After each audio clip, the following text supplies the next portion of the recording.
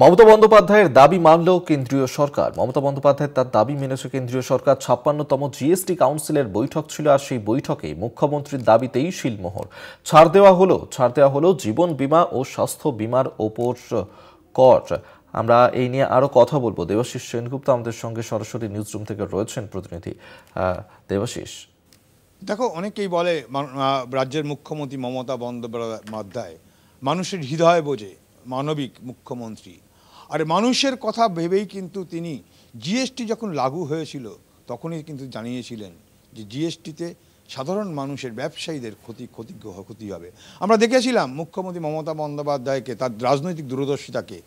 যখন নোটবন্দি শুরু হয়েছিল তার ঠিক আধ ঘন্টার মধ্যেই তিনি প্রতিবাদ জানিয়েছিলেন। পরবর্তীকালে দেখেছিলাম দেশের অন্যান্য দলগুলো কিন্তু এই একইভাবে নোটবন্দি নিয়ে সরব হয়েছিলেন। পাশাপাশি জিএসটি নিয়েও কিন্তু সেই একই রকমভাবে পরবর্তীকালে সেই রাজ্যগুলো কিন্তু তারা প্রতিবাদে সরব হয়েছিলেন, যেখানে ব্যবসায়ীরা সরব হয়েছিলেন এই জিএসটি কর নিয়ে। অবশেষে আমাদের হাতে যে চিঠি এই মুহূর্তে আসে 2000 সালে কেন্দ্রীয় সরকারকে লেখা একটি চিঠি মমতা বন্দ্যোপাধ্যায়, যেখানে তিনি স্পষ্টভাবে বলেছিলেন যে যেভাবে জিনিসপত্রের দাম বাড়ছে, মানুষের নাবিশ্বাস উঠছে, সেক্ষেত্রে জিএসটি কর বেশ কিছু ক্ষেত্রে কমানোর জন্যে এবং স্বাস্থ্য বিমা এবং জীবন বিমার ক্ষেত্রে যেটা মানুষের খুব দরকার, সেই জায়গায় দাঁড়িয়ে তার উপরও কিন্তু পণ্য পরিষেবা কর কমানোর জন্যে এবং তুলে দেওয়ার জন্যে।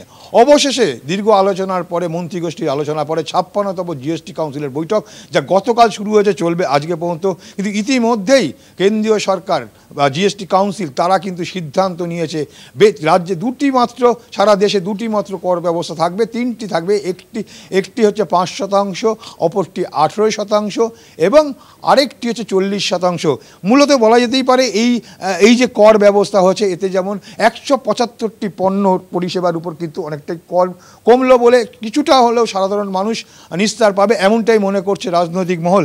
তার মধ্যে বলা যেতেই পারে দাম যে ক্ষেত্রে কমলো, জীবন বীমা, স্বাস্থ্য বীমা, ঘি, মাখন, থার্মোমিটার, গ্লুকোমিটার, চিজ, ভুজিয়া, চকলেট, কফি, টুথপেস্ট, টুথব্রাশ, কিছু জীবনদায়ী ওষুধ, জৈব কীটনাশক ইত্যাদির ক্ষেত্রে কিন্তু দাম কমেছে।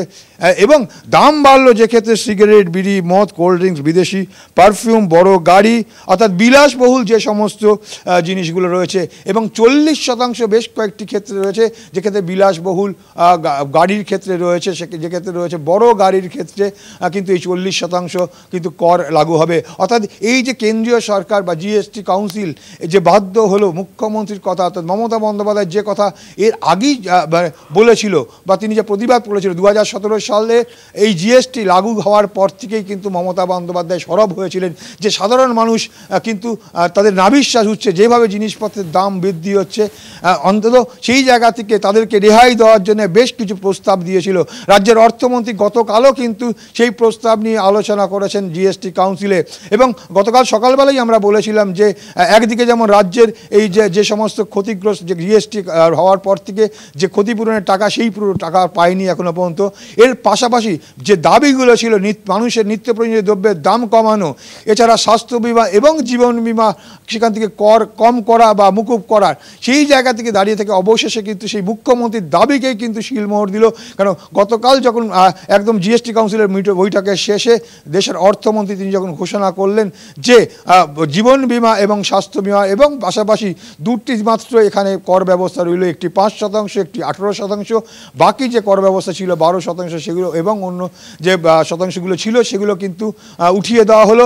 রইল কেবলমাত্র তিনটি কর শতাংশ, 5%, 18% এবং 40%। এবং সেক্ষেত্রে মনে করা হচ্ছে যে প্রায় 175টির বেশি নিত্য প্রয়োজনীয় দ্রব্য তার দাম কম হতে পারে, কিছুটা হলেও অন্তত নিস্তার পেতে পারে সাধারণ মানুষ। কেন যেভাবে জিনিসপত্রের দাম বাড়ছে, মানুষের আয় কমছে, সেই জায়গায় দাঁড়িয়ে মানুষের নাবিশ্বাস ওঠার অবস্থায় কিছুটা হলেও অন্তত পরিত্রাণ পেল। অর্থাৎ বলা যেতেই পারে এক কথায় যে মানবমুখী মমতা বন্দ্যোপাধ্যায়ের যে প্রস্তাব, সেই প্রস্তাবেই কিন্তু অবশেষে সেক্ষেত্রে শিলমোহর দিতে বাধ্য হলো কেন্দ্রীয় সরকার।